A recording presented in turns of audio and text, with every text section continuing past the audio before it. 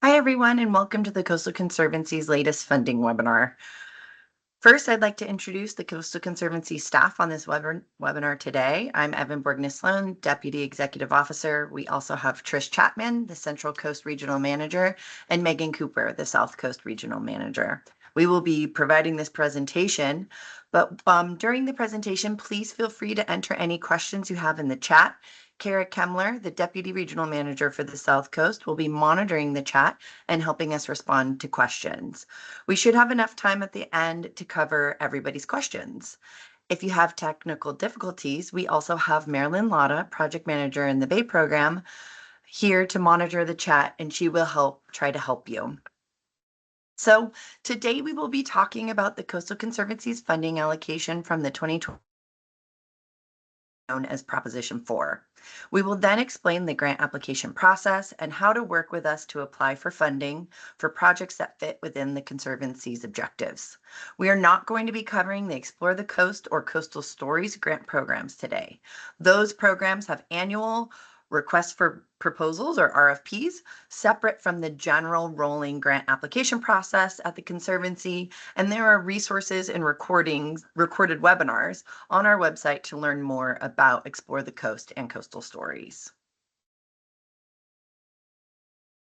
The State Coastal Conservancy's vision is of a beautiful, restored, and accessible coast for current and future generations of Californians. We don't do any of our work alone. We act with others, all of you, to protect and restore and increase public access to the coast. In terms of our jurisdiction, the Coastal Conservancy works along the coast and the 9 San Francisco Bay Area counties and coastal watersheds, and in the jurisdiction of the Santa Ana River Conservancy. One of the most important tools guiding our work is our strategic plan. Our strategic plan for 2023 to 2027 lays out our vision, goals, and measurable objectives. Projects that we fund must help us accomplish the goals and objectives in our strategic plan. The first goal is Goal 1, prioritize equity. We will do this by funding projects that directly benefit systemically excluded communities and include robust community engagement and workforce development. We also achieve this by funding projects that return power to tribes. Goal 2 of our strategic plan is Enjoy the Coast. Under this goal, we will fund projects like the Explore the Coast program and Coastal Stories, but again, these 2 programs are not covered in this webinar today. There are other projects that could help implement this goal, which include expanding accessibility for people with disabilities, building trails, recreational facilities and amenities, enhancing piers and waterfronts, and increasing the availability of lower cost overnight accommodations, also known as our Explore the Coast Overnight program. Goal 3 is to protect and restore the coast. We do this by funding projects that conserve land, restore or enhance habitats, protect and enhance working lands, or cut green tape to move restoration forward more expeditiously. Our 4th goal is climate ready. This goal focuses on projects that help our coastal communities adapt to sea level rise, increase wildfire resilience, and provide multi-benefit nature-based climate adaptation. The 2024 Climate Bond, also known as Prop 4, was approved by voters in November of 2024 and provides $10 billion for natural resources and climate activities. The $10 billion is divided among program areas such as clean water, fire, resilience, biodiversity, and coastal resilience. There is approximately $1.2 billion for coastal resilience in the bond, and a lot of that will be coming to the Conservancy for distribution through grants and contracts. The Coastal Conservancy will receive approximately $950 million for coastal resilience through the full 2024 climate bond. This money is broken into several different program areas, and a majority of the funding is for coastal flooding and coastal resilience. There are other smaller pots for specific geographies and programs. The 2024 Climate Bond will fund similar work to the work we've been doing over the past few years with General Fund Coastal Resilience funding, and will continue to support our goals and objectives identified in our 2023 to 2027 strategic plan. The focus of the Climate Bond is climate resilience with meaningful benefits to vulnerable communities. Projects addressing climate change and benefiting disadvantaged communities will rise to the top. Now I'll explain the different program areas in the bond that are for the Coastal Conservancy. First, there is $350 million for coastal flood management. The coastal flood management funding will support coastal and combined coastal and river flood management projects. Projects can address both current flooding and future flooding due to sea level rise. This funding is specific for projects located within developed shoreline areas, including areas with critical community infrastructure such as transportation and port infrastructure. Funds are targeted to be multi-benefit projects that improve public safety and shoreline resilience, including strategies such as engineering with nature or nature-based features. The bond also includes $450 million for coastal resilience projects, and $85 million of this is specifically for San Francisco Bay. The coastal resilience funds can be used for a broader set of activities compared to the coastal flooding funding.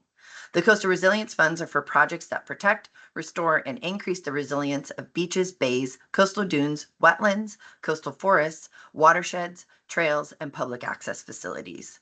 This specifically includes projects to adapt to our changing climate and sea level rise, projects to protect coastal lands and restore habitats, natural and nature-based projects that use existing natural areas to minimize coastal flooding, erosion, and runoff, San Francisco Bay Area Conservancy Program projects and projects that align with the San Francisco Bay Restoration Authority, lower cost coastal accommodation projects. We will continue to prioritize multi-benefit projects, innovative climate resilience projects, projects that further the state's plans, and projects that benefit vulnerable communities. And now I will pass it over to Trish Chapman to take it from here. Okay, the bond also includes 33.5 million for wildfire resilience, and we will continue to work on those wildfire resilience in our jurisdiction with a high priority on forest management efforts in the wildland urban interface, and also a priority for projects that incorporate workforce development designed to create career pathways for individuals from disadvantaged and vulnerable populations.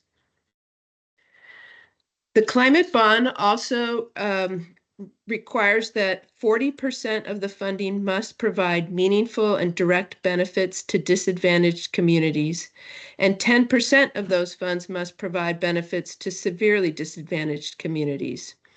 In the bond, a disadvantaged community is defined as a community with a median household income of less than 80% of the area average or the statewide median household income. And a severely disadvantaged community is one with a median household income of less than 60% of the area average or of the statewide median income.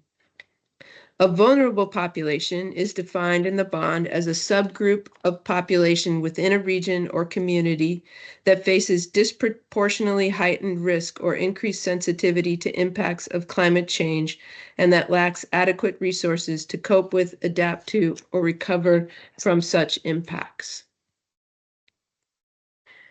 So now I'm going to talk about what was proposed in the governor's budget for the Coastal Conservancy in the 2025-2026 fiscal year. And that proposed budget includes $110 million in climate bond funds for the Conservancy, as shown in this slide.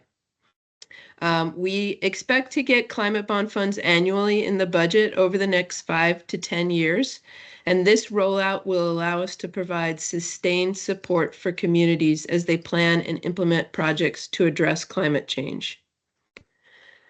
The first appropriations to the Conservancy will be received in July 2025 when the budget is signed, and that's when we'll actually know what the final amount is. It could change from what was proposed in the governor's budget, so we won't know for sure until the budget is finalized. But we are accepting applications now, and those applications are open on a rolling basis. Since we accept applications at any time and don't have a deadline, that means you should apply for funding when your organization is ready and when the project is ready and not on any specific timeline of ours. Our board approves funding at 4 or 5 public meetings each year. And the first board meeting that would be possible for approval of climate bond funds is September of 2025, but November of 2025 is more likely. We also wanted to point out that there are other agencies that have gotten funding in the climate bond that that fund the types of projects the Conservancy has funded in the past. And if you're working on these types of projects, we recommend you start with the agencies that have funding specific to your type of project.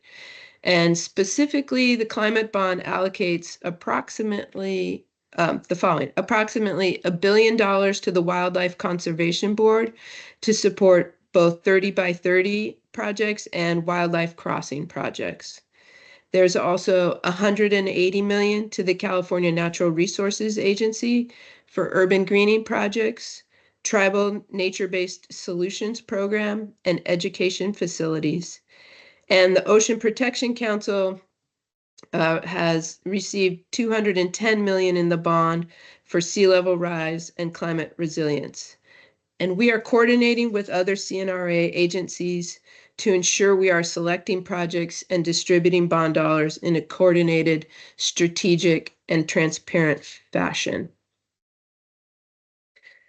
So who is eligible for Conservancy grants? So it's public agencies, nonprofits with that qualify for 501c3 status, federally recognized tribes, and non-federally recognized tribes or other organizations if they are working via a fiscal sponsor. For our grant amounts, there is no set maximum or minimum, and grants range from around $100,000 up to $2 to $5 million, and it depends upon the phase and type of project. So the more expensive projects would be acquisitions or actual implementation of restoration type projects. And then what is allowed, we will fund land acquisitions, both fee acquisition and conservation easements. We will fund project-specific planning, including feasibility studies, design, permitting, CEQA, community engagement related to the project. Excuse me. And we will fund implementation, including final design, bid documents, and hiring contractors, construction, and workforce development related to the project. And finally, we will fund also monitoring and adaptive management specific to the project. Our project selection criteria, we'll just go over the high points of them. So first, is the project a good investment of state resources? And there's a variety of things that we consider in that, but is it cost effective? Is there leverage for the state funds?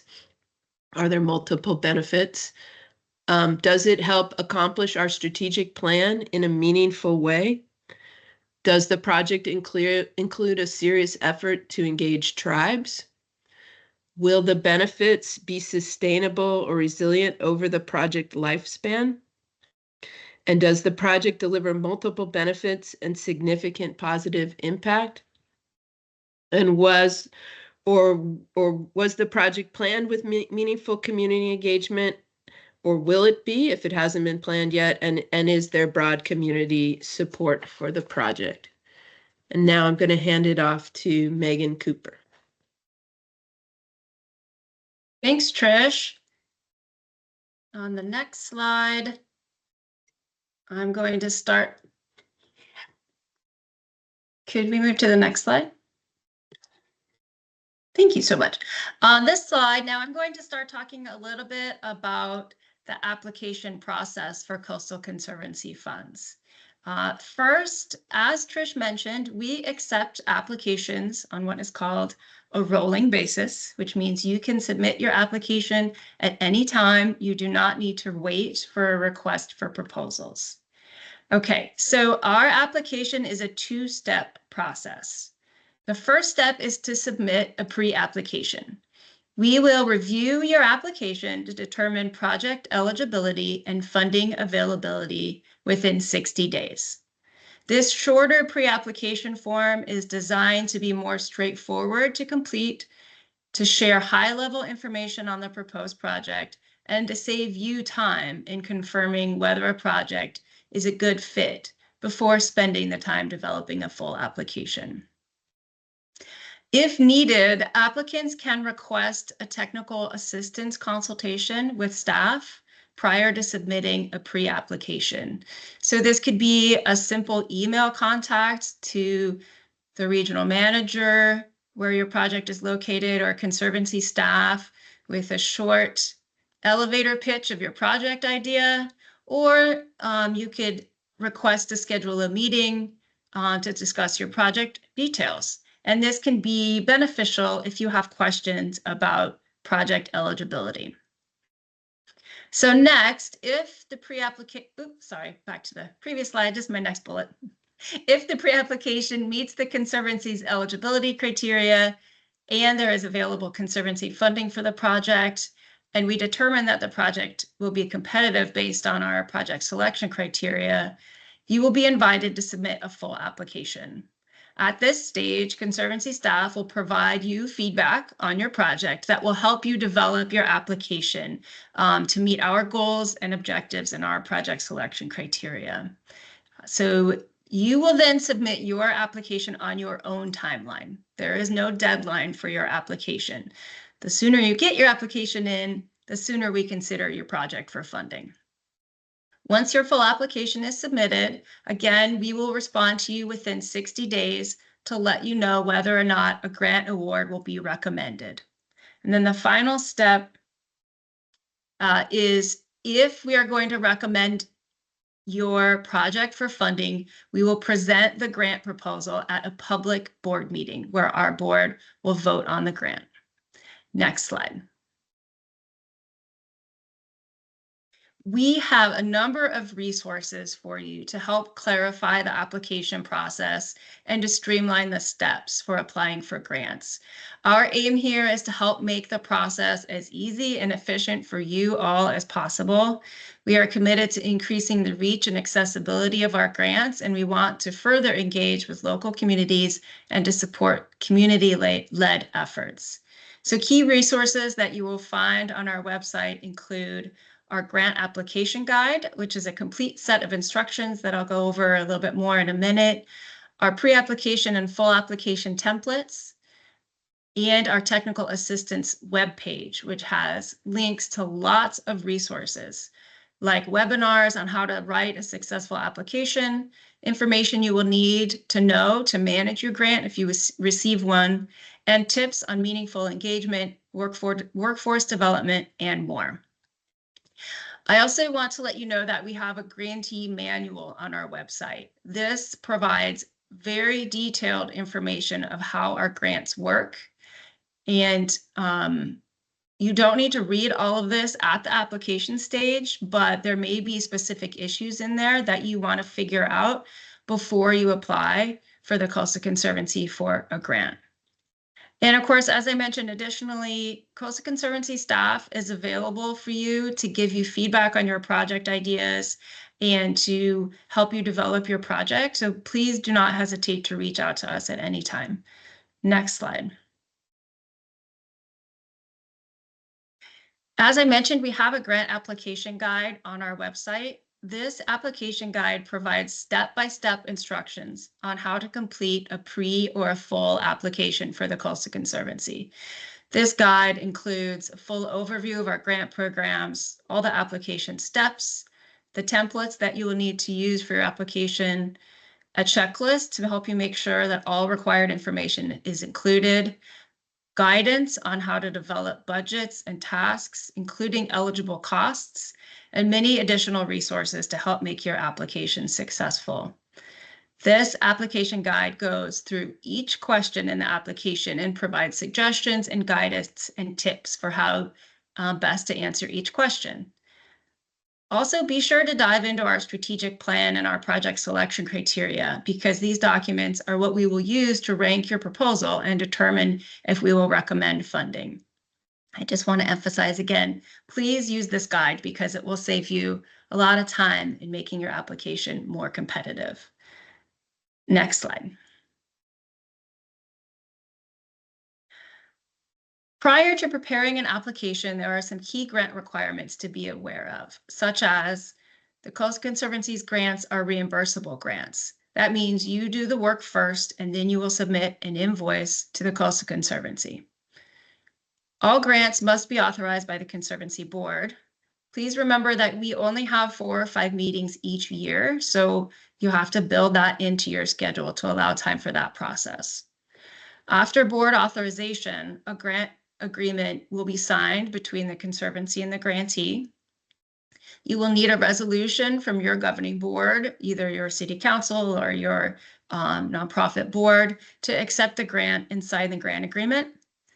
You will then need to provide us with a task-based work program and budget, including subcontractors, for us to agree on before you start work on the grant.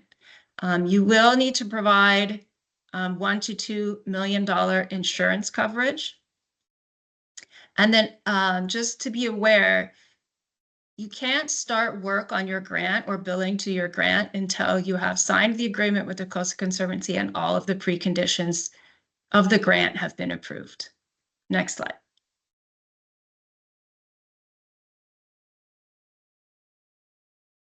The next slide, just real briefly on the full proposal. So if we determine that your project is eligible for funding, we will ask you for a full application. I'm not going to run through that in detail here because it is really detailed in our grant application guide. Essentially, the full proposal or full application will be about 10 pages, but there's no required length. We suggest that you be specific about the tasks and deliverables that you plan to do in your grant. So as much specificity that you can provide us about your activities and what you plan to do will be the most helpful. I want to mention just a few items for you to be aware of in your grant application. First of all, CEQA. We will need to make CEQA findings for your project, so be prepared to explain CEQA status. Tell us about the partners that you're working with on your project and what role they will be playing. Be ready to explain the long-term management and maintenance plans for the project. And finally, please be prepared to explain how you have engaged and plan to continue to engage with systemically excluded communities and California Native American tribes on your project. And remember to use the application guide. And again, please don't hesitate to reach out to us with any questions. Next slide. Okay, so once you have prepared your application, your pre-application or your full application as a Word document, you just email that into our grants email address. If you don't have Word, you can download the template, then open that up with something like Google Docs or an online software, and then download that as a file and email that into us. Please don't send paper copies. Make sure to keep a copy of your application for your records. Please don't submit anything in addition to what we have asked for, like PowerPoints or letters of support or anything like that. Just provide what we've asked for in the grant application. And finally on that, I just want to say we really look forward to working with you on developing and supporting your projects. So next slide is, thank you so much for joining our webinar today. I believe we have a lot of questions, so we're going to go into answering some of those questions now. If we don't have time to get to all of your questions, we will try to answer them in a follow-up email after the webinar. Thanks very much.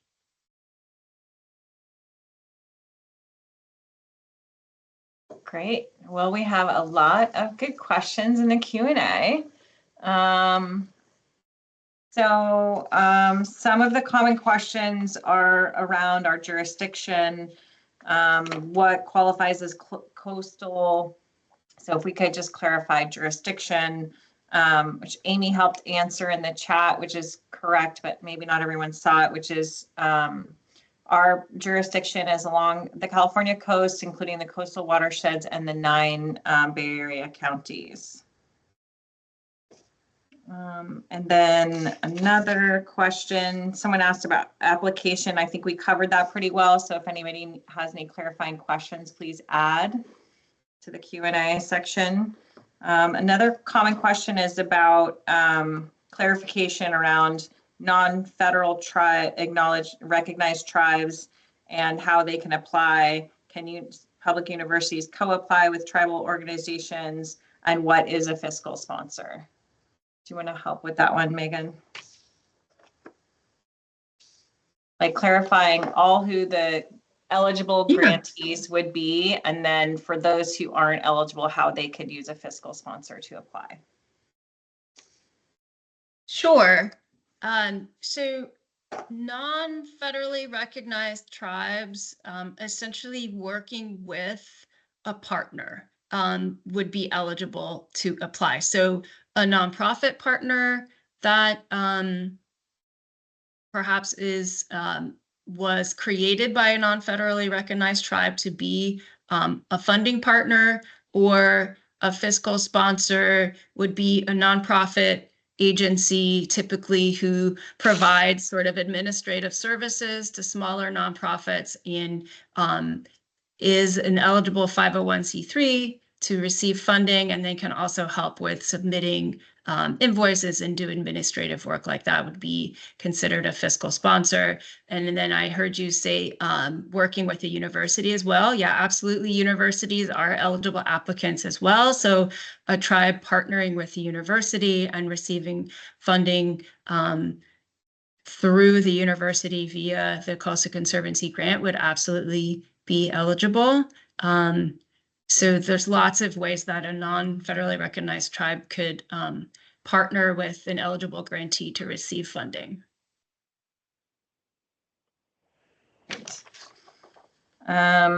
We had someone ask if you're eligible to apply if you have an existing grant with the Coastal Conservancy. The answer is yes.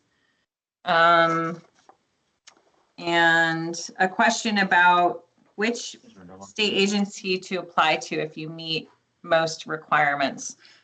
So our guidance would be to apply wherever you feel like your project is the best fit. And if it's all of them and you have the time to apply, I think we and WCB are the two agencies that have the pre-proposal process, where it's a shorter application that you can submit initially to have it reviewed and ask for full proposal. So that's a little bit more efficient in terms of effort. Do you guys want to add anything to answering that question? Okay.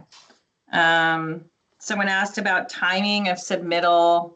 Even though it's a rolling basis, is there an advantage to submitting at a specific time in the fiscal year? And the answer to that is no. Unless you guys want to add anything, that would be my answer. Someone asked, maybe Evan, you could take this one, about whether we expect the annual appropriation of Prop 4 funds to be relatively even or vary over the next 5 to 10 years.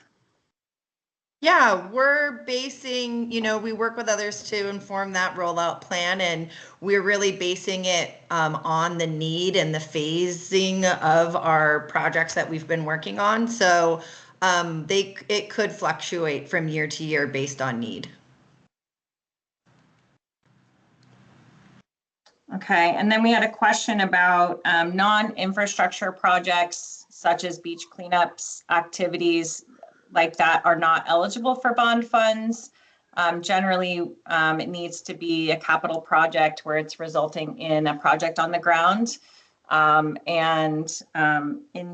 There were also several questions around what types of projects or planning are eligible.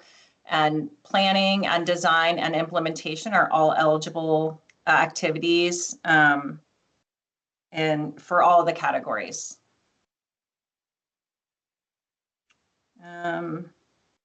Someone asked if we could elaborate on tribal participation related to federally recognized, non-federally recognized, and what qualifies as serious efforts to engage tribes. Someone want to speak to that?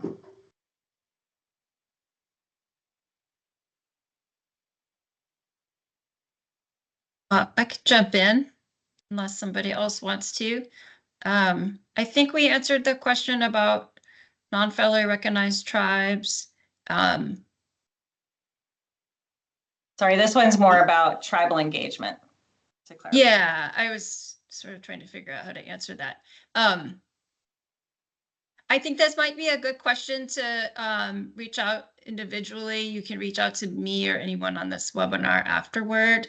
It will, it depends on the project, what constitutes serious efforts. I think ideally it would be really great to see a tribe be a funding partner on a project and working together with whoever the applicant is, if not being the applicant themselves, in being engaged on the project from the very outset in developing a project with you and being a partner throughout the project. But it really will vary depending on the project. So please reach out on that one.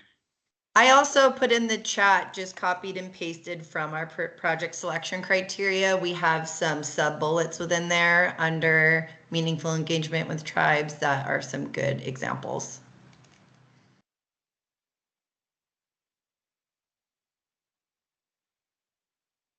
Okay, we also had a question about whether the slides will be available afterward or just the recording. Both. Thank you.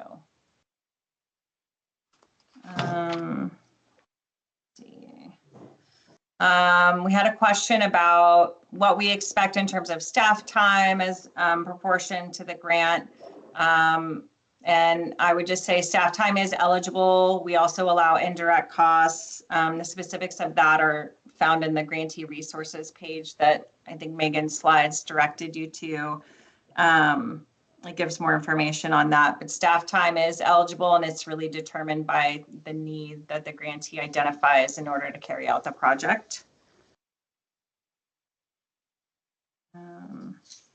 Someone had a question about how do we determine what is cost effective, and a note about how it's a little bit challenging at the federal level, how they define that.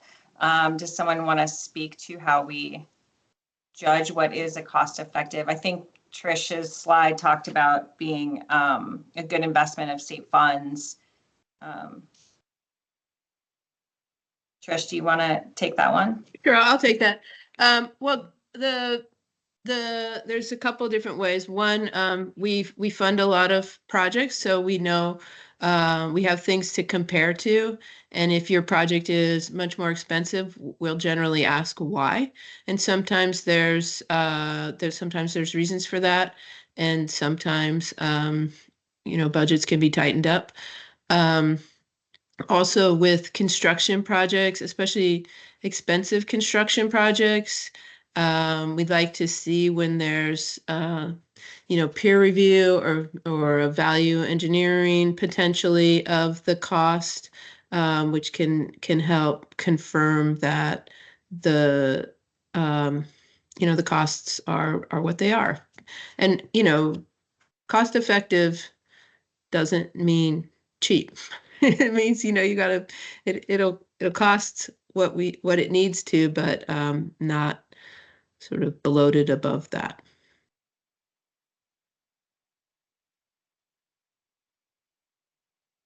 Megan or Evan, do you guys want to add to that?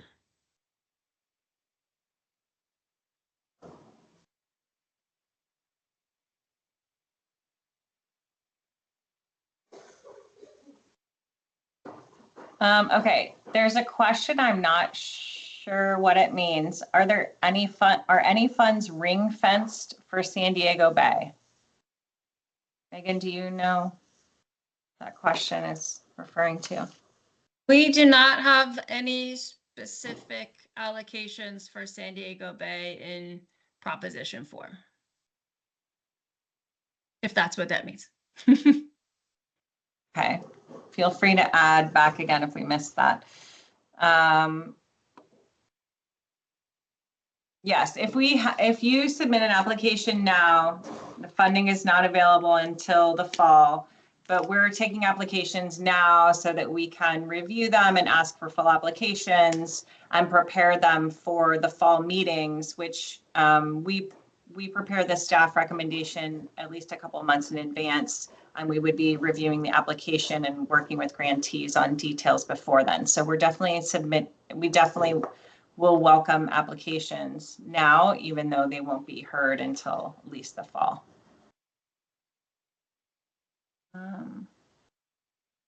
Someone asked about where they could find a full summary of the climate bond funding areas, amounts, and descriptions. They can't find it online. Does anyone know where's the best? It looks like Doug Fleming posted a link. Yes, someone answered. Okay, great. Thank you, Doug. Is Trinity County included in the eligible areas? I'm not familiar with North Coast enough to answer that. Does someone else have an answer for that? Yeah, I can speak to that. This is Joel Gerwine, the North Coast Regional Manager. We will consider projects from Trinity County, particularly focused on wildfire resilience, salmonid habitat restoration, or the Great Redwood Trail. Those would be the main nexus for us for a project location that far inland. Thanks, Joel.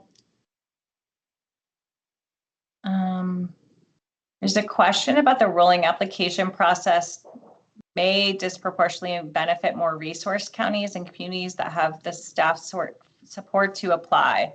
Will some portion of funds be held to support lower resource counties that may be inclusive of DAC population designations?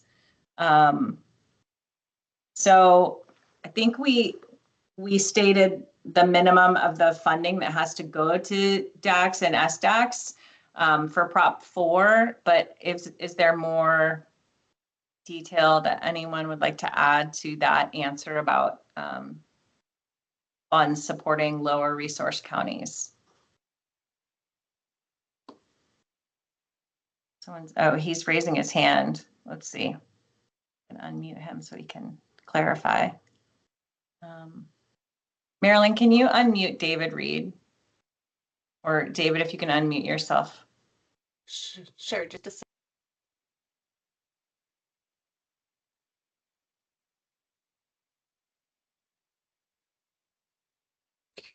Hi, thanks. Sorry, this is Dave Reed from Santa Cruz County. I've just noticed in statewide granting applications similar to like CAL FIRE, larger counties that have more staff that can apply are able to secure more funds. So I didn't know if there would be regional, some thoughtfulness to kind of making sure that there's some regional distribution so that, whether it be Southern California or Northern California or Central California resourced counties are not disproportionately receiving funds versus smaller, less resourced counties. So not necessarily at the DAC conversational level, but at the regional level.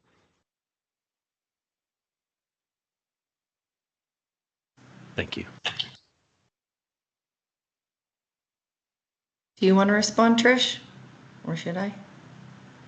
We should. I would just say that we definitely think about our regional allocations across the state and trying to do it in a fair way. That's partially based on the amount of projects, the amount of people in different regions, the costs of projects, the need for projects. So for across the state, we, all the regional managers, and we meet with staff and we talk about what those needs are, and we try to do it in a fair distribution. And then in terms of under-resourced counties or cities or even CBOs, we've been trying to really change a lot of our processes to support under-resourced applicants in terms of creating a lot of technical assistance materials to help with our grant application process, changing our application process to be this two-step approach, creating these two different manuals, the application manual and the grantee manual to support folks. And also our staff are really involved in projects with when you are awarded a grant from the Conservancy, if you're an under-resourced grantee, our staff provide a lot of support to help with the administrative burden of our projects. So yeah, we've been trying to adapt and in the most equitable way possible. Our strategic plan has a goal of 40% of our funds going to systemically excluded communities, and then the climate bond requires 40% to go to DACs. Anything else you would add, Tricia, Megan? Nope.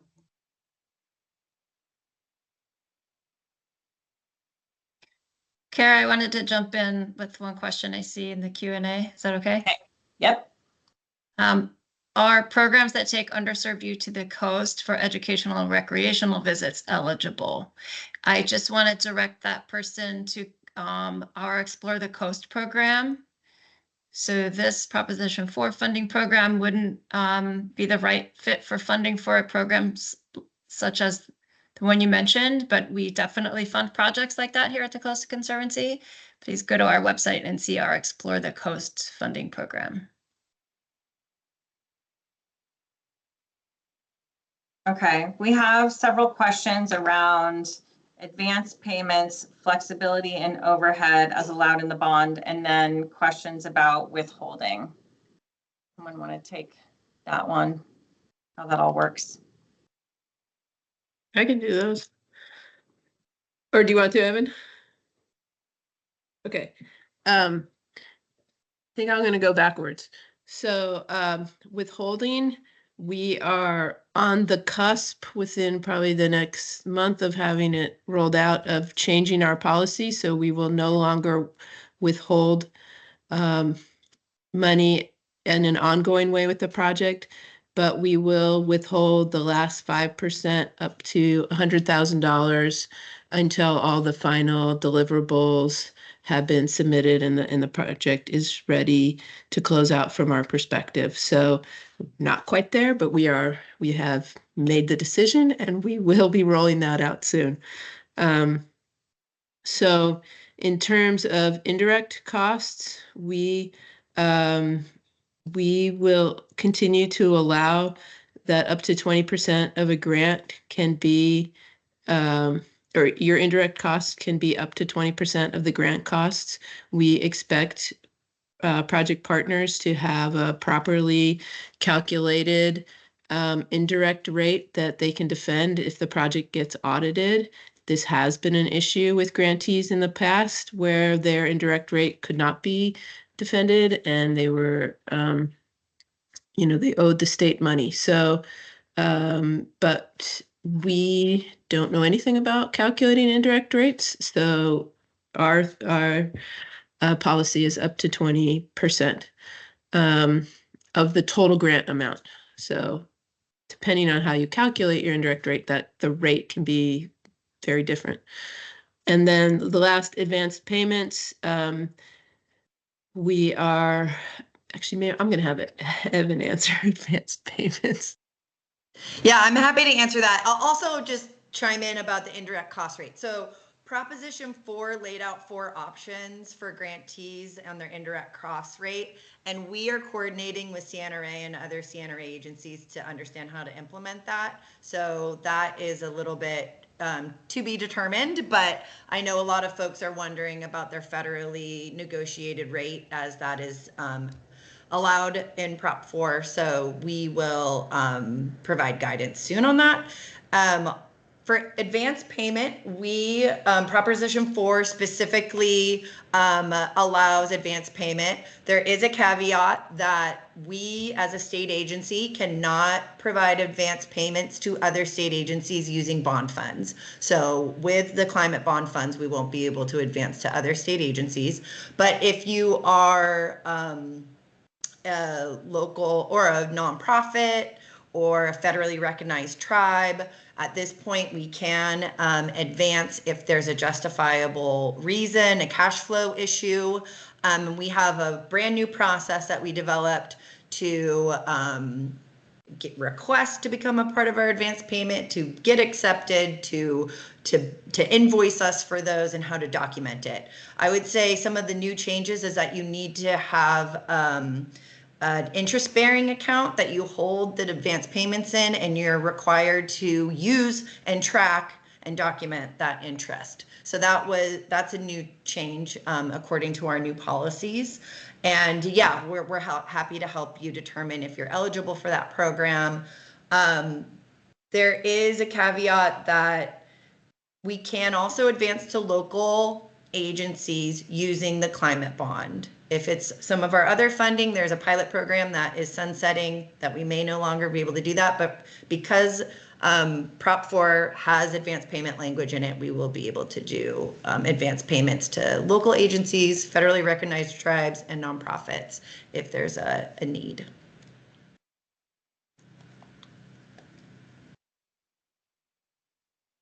Thank you. Answering some questions in the Q&A as I go, some that are more straightforward. So since we only have a few minutes left, let's see. The grants page application guide PDF date is 2022. Is this the most up-to-date guide? Yes. Yes, it is.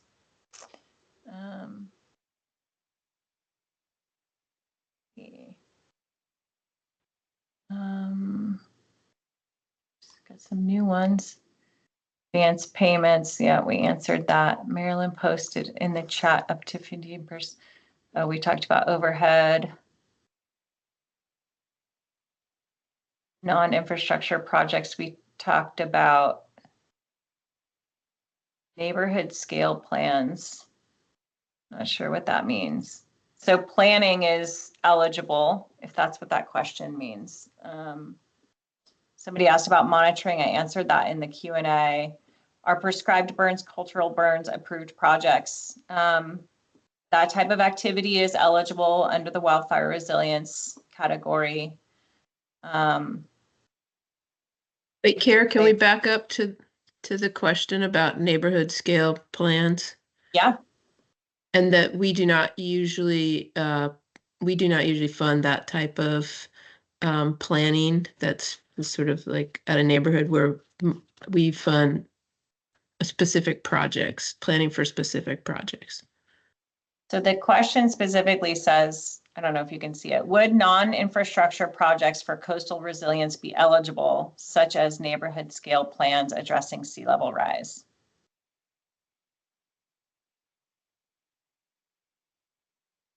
Yes, potentially. I think that's Yeah. probably one where you need to give us more details before we could clarify, but yeah, possibly. Yeah, and there are a few questions about specific projects. I would say reach out to the regional manager to set up a chat to discuss specific projects and whether they're eligible. That's the best way to get feedback on specific proposals. Yeah, and just also, there's a lot of questions we're not getting to. We are gonna combine the chat and the Q&A and answer all of them and post that. And if we have everybody's email address, I don't know if that works with Teams, but we can email it out also.